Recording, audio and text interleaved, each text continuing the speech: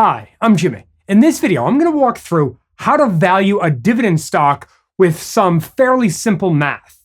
The goal of this video is to have a quick and easy way to help guide us as to how much we should pay for a dividend stock. And ideally, our dividend portfolio can one day help provide us passive income and give each of us the financial independence that we're after. Okay, so let's jump in and look at some examples. So I've got two real-life examples. We're going to look at the Genuine Parts Company and Apple. Now, I actually did a more in-depth video on this formula, which is called the dividend discount model.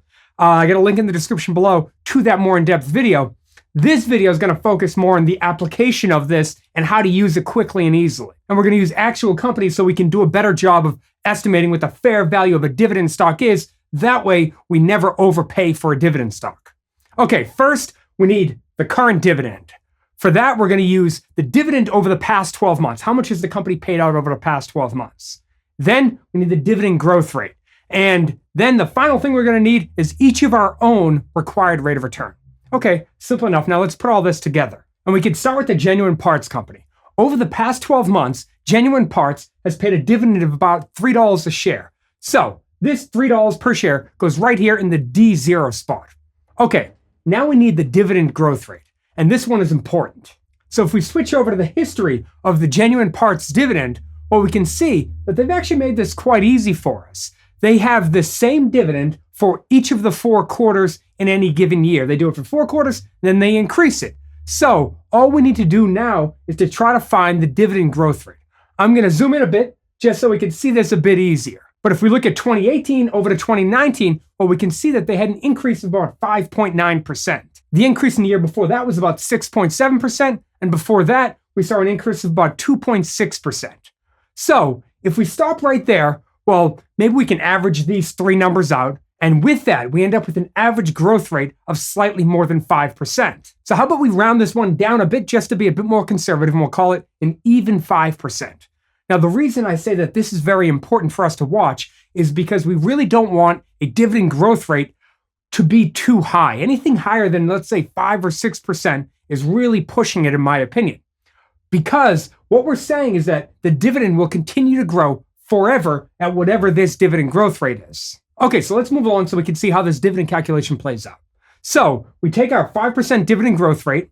That one is the same one as it is down here. Now, don't forget, we plug in 0.05 to represent the 5%, not the whole number 5. Okay, next we need our required rate of return. Now, coming up with the required rate of return should be somehow tied to the risk of the investment. And at the end of this video, I'll give a quick way, a way you can figure out how to calculate that. But for now, for me, I'm just going to use a required rate of return of 8% for each of our 2 examples. Now, one thing to keep in mind is that our required rate of return must be higher than our dividend growth rate. Otherwise, this formula doesn't work at all.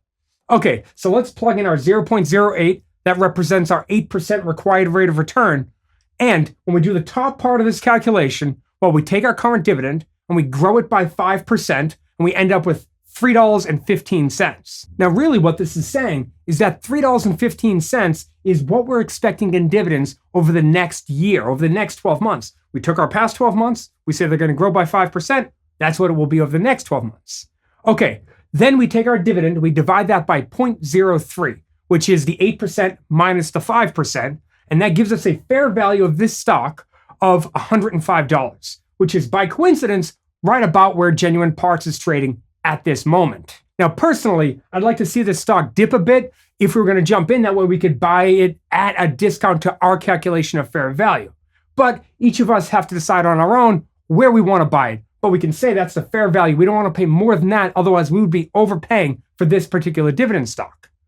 But what happens when we apply this very same calculation to a company like Apple? So over the past 4 quarters, Apple has paid out a dividend of about $3.04 per share.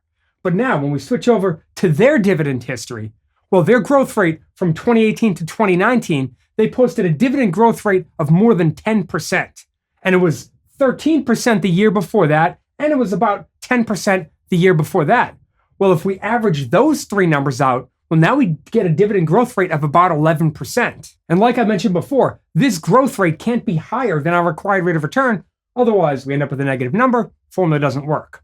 Okay, so Let's imagine that instead of 11%, which is insane, no company can keep that up forever, let's say we think that they can keep up 5%. Now, if we're going to use 5% to be ultra conservative, well, that would give us a fair value of Apple stock of $106 per share. Right now, Apple's trading at more than $250 per share. So maybe we say, okay, 5% is too low. What if we try 6%? Well, 6% makes our fair value jump all the way to $161 per share. This is still way below the current stock price. Now, I bring this out because I want to point out, one, how sensitive this formula is to our inputs. So we want to be very careful with just randomly changing numbers like that. I'm doing it to illustrate. I wouldn't really do that. But our question is now, is Apple's stock way overpriced, or is there something wrong with our formula? And really, I used Apple in this example because this is an example of where the dividend discount formula does not work.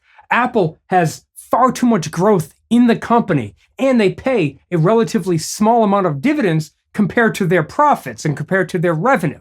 So for a company like Apple, I think it's far smarter to do a valuation method like the discounted cash flow method.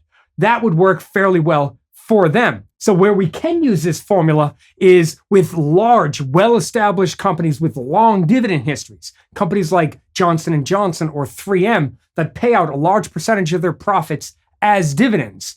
For that, this formula works much, much more effectively. I've actually considered doing a video where I go through all of the companies in the Dividend Aristocrats ETF and try to come up with a fair value using this method to see, are dividend stocks overvalued at this point? If you'd be interested in seeing that, please let me know in the comments below. That would be an interesting sort of analysis to try to go through, at least from my perspective, from a learning perspective. I think it could be a cool thing to try. And if you're curious about coming up with a more reasonable required rate of return, well, for that, we could use something called the capital asset pricing model, or CAPM for short.